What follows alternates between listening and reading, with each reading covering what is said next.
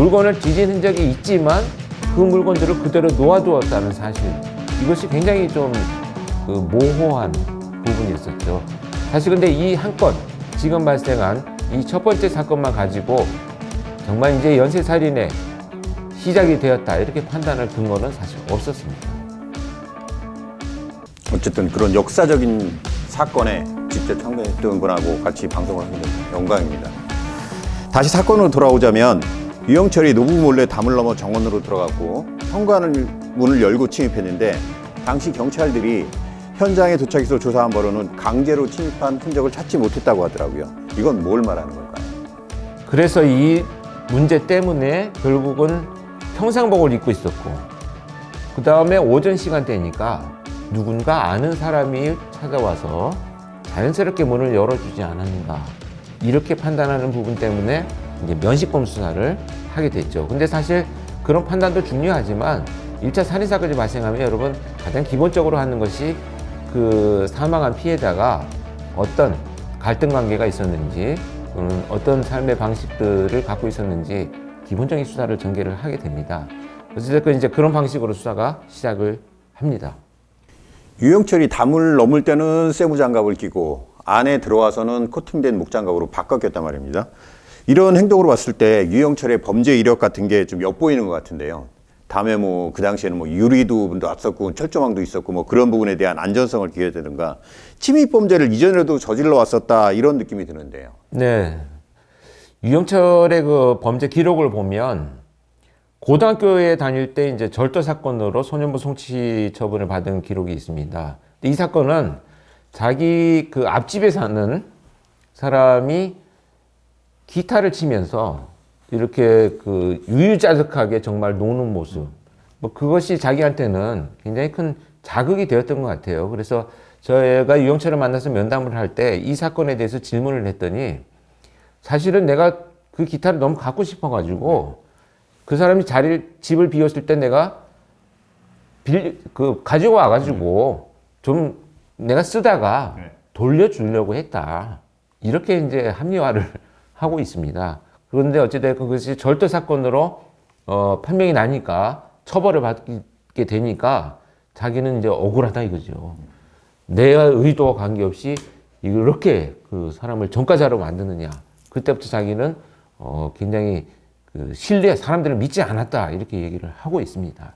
그 이후로도요, 뭐 특수절도가 이제 발생을 하고 그다음에 절도죄가 있었는데, 한 가지 흥미로운 것은 이제 그 절도 사건이 멈추고 그 이후에 유영철은 경찰관 사칭, 그다음에 공무원 사칭, 공문서 위조, 경찰관을 사칭해서 미성년자를 성폭행한 사건, 이렇게 그 사칭하는 범죄로 지금 바뀌어 간다라는 것을 여러분 굉장히 흥미롭게 기억을 해주실 필요가 있습니다. 그 절도하고 뭐 경찰관 사칭, 뭐 경찰관은 사칭해서 미성년자를 상대로 뭐 성범죄를 저지르고요. 또 그 뭐 공무원을 사칭한다든지 이렇게 하는 것 이유가 유영철이 그 많은 직업들 중에서 경찰관 혹은 공무원 이런 걸 사칭한 범죄를 많이 저질렀잖아요. 지금 소개해 주신 대로.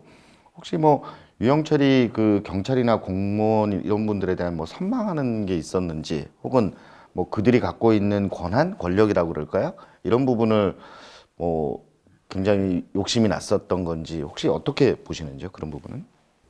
근데 제가 직접 유영철을 면담을 할 때 어릴 때 네가 하고 싶었던 꿈이 뭐냐 했더니 경찰이 되고 싶다고 했어요.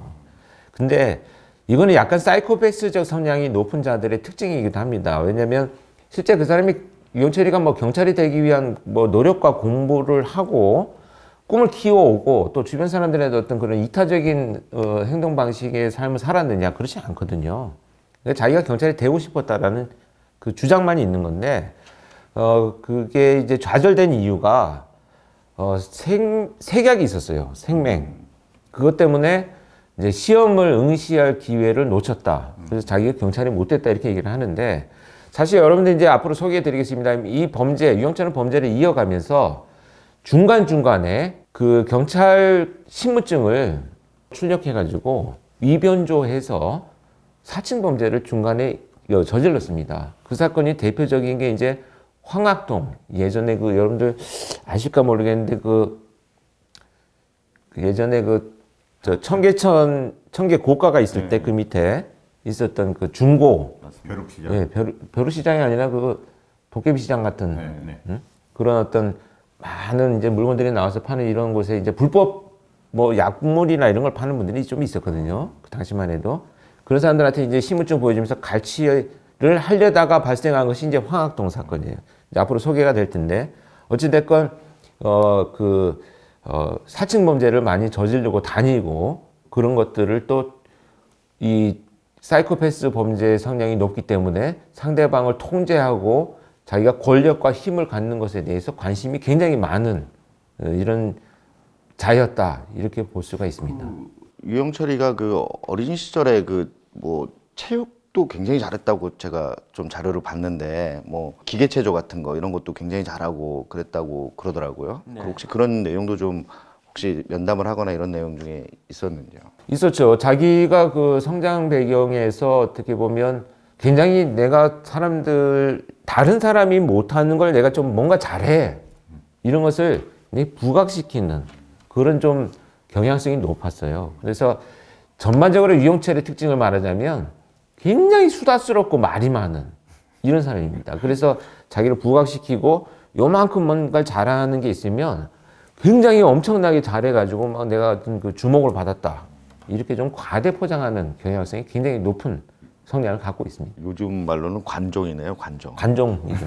그만큼 이제 물론 뭐 성장 배경에 자기가 뭐 부모로부터의 어떤 그 애정, 결핍 뭐 이런 것들이 있겠지만 그것이 좀 지나친 이런 표현들을 많이 하고 있었습니다.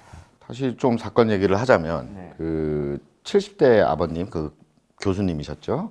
그 머리를 둔기로 5차례 공격을 받고 목과 팔에는 이제 칼에 찔린 흔적이 있었다 이렇게 나왔고 그 어머님 같은 경우에는 둔기로 3차례 공격을 당해 사망했는데 뭐 저항 흔적이 전혀 없었다 이렇게 알려졌거든요.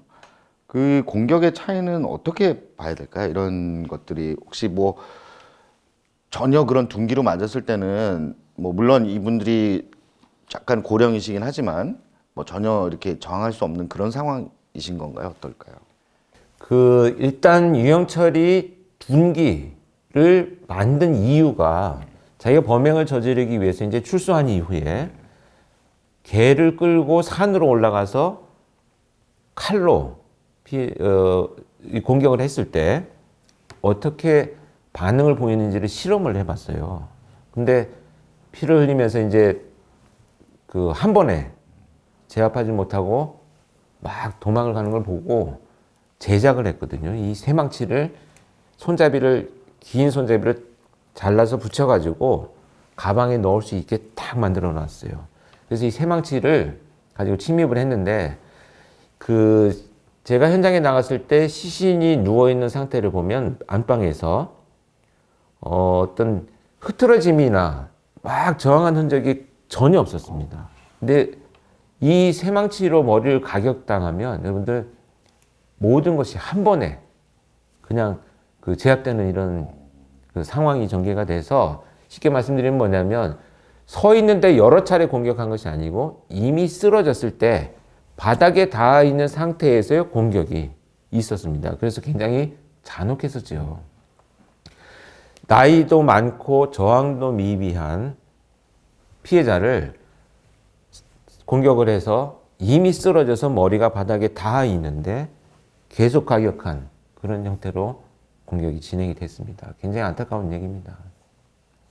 방금 전에 말씀하셨던 것처럼 현금하고 귀금속이 그대로 남아 있었는데 그렇다면 살인을 목적으로 침입을 했다라고 봐야 되는 거지 않습니까?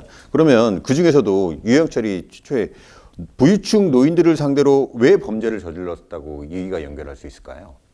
이 사람은 자기가 살아오는 전 일생의 과정을 통해서 다른 사람의 것을 물건을 훔쳐가지고 살 정도로 물론 어떤 경제적인 문제도 있었지만 그런 것들로 인해서 빚어지는 자신이 갖고 있는 이 자존감이 굉장히 떨어져 있는 이런 상태였었고요.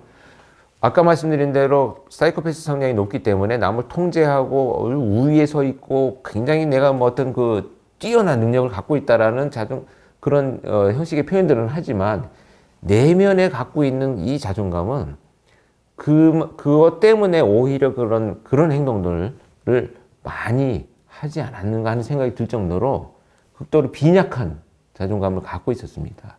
그러다 보니까 결국은 부자들은 각성해야 된다 이런 얘기를 체포되고 나서 한 것처럼 어떤 세상에 대한 어떤 그 경제적인 불균형과 또 그 자신이 갖고 있는 사회에 대한 어떤 분노 이것을 이제 그 투사하기 시작을 하는데요. 정말 흥미로웠던 건 뭐냐면 이 투사하는 과정을 거쳐서 그 범행을 저지르면서 유영철이가 한 말 중에 대표적인 것이 이 저런 사람들, 그러니까 부유층이라고 하는 자기가 표현하는 저런 사람들은 뭔가 불법적인 일들을 저질러 왔기 때문에 이 사회에서 저런 부를 축적할 수 있었을 것이다. 이것이 자기는 정의롭게 처단해야 된다라고 하는 말도 안 되는 그런 어떤 그 주장을 했거든요. 그게 뭐냐면 묻지마 무동기 분노 범죄를 저지르는 사람들이 갖고 있는 시니시즘, 그러니까 시니컬한 감정들이, 그러니까 자신이 정말 열심히 노력해서 최선을 다해서 어떤 이루어놓은 지위와 어떤 경제적인 성공까지도 다 모조리 싸잡아서 그냥 불법적인 행위를 하지 않으면 저렇게 갈 수가 없어. 그렇기 때문에 내가 처단해야 돼. 이런 어떤 그 사이코패스의 공명심, 사명감, 이런 것이 형성된 원인이 됐다. 이렇게 봅니다.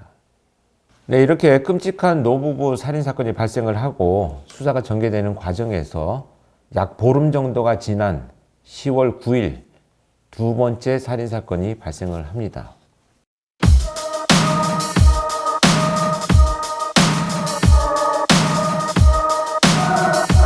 두 번째 사건은 서울 종로구 구기동에서 발생을 했습니다. 은퇴 후에 주차관리원으로 일하고 있던 61세의 최 씨는 퇴근을 하고 저녁 6시 반쯤 집으로 돌아와서 자기 집에 초인종을 눌렀습니다. 하지만 이상하게도 아무 인기척이 느껴지지 않았습니다. 여든이 넘은 노모와 지적장애가 있는 34살의 아들을 돌보느라 거의 집을 비우지 않는 아내였지만 집 밖에서 한참 아내를 부르던 최 씨는 아무 인기척이 없자 급한 대로 집 담장을 넘어서 잠긴 문을 열고 집 안으로 들어갔습니다. 그런데 문을 열고 들어서자 입구에서 피를 흘리며 쓰러진 어머니를 발견을 합니다. 흔들어 보았지만 이미 사망한 지 꽤 되어 보였습니다. 너무 놀라고 당황해서 거실로 들어섰는데 거기에는 아내가 벽난로 옆에 피를 흘리며 쓰러져 있었습니다. 역시 사망해 있었습니다. 이때 최 씨는 112에 신고를 하고요. 아들을 부르며 집안을 돌아다니면서 찾기 시작을 했습니다. 그런데 2층으로 올라가는 계단에서 머리를 공격당해 쓰러져 있는 아들을 발견을 했습니다. 아들도 이미 사망을 해 있었고요. 이들은 모두 둔기에 의해서 머리를 심하게 공격당한 흔적을 갖고 있었습니다.